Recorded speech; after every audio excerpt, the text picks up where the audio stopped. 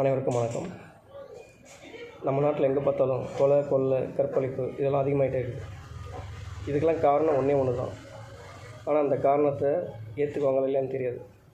கோவையில் நடந்த சம்பவத்தில் கூட ஒரு மிகப்பெரிய பிரச்சனை இருக்குது. காரணம், அவங்க மது குடிச்சிருக்காங்க. மனுஷன் தெரிஞ்சு தவறு பண்ணுறதில்ல, தன்னை அறியாமலேயே தான் தவறு பண்ணுறான். தன்னை அறியாமலேயே தன்னோட சுயநினைவை இழந்து தவறு செய்கிறதுக்கு காரணம் 3 தான்.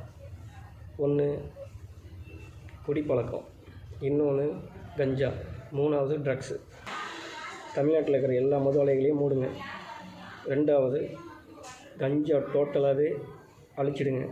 3வது ட்ரக்ஸு டோட்டலாக தமிழ்நாட்டுக்குள்ளே வரதை அவாய்ட் பண்ணுங்கள். நம்ம நாடு குட்டிச்சவராக போயிட்டுருக்குது. இளைஞர்கள்லேருந்து முதியவர்கள் வர வீணாக போயிட்டுருக்காங்க இந்த பழக்கத்தினால. இந்த கவர்மெண்ட்டு இதை டோட்டலாகவே அவாய்ட் பண்ணணும்.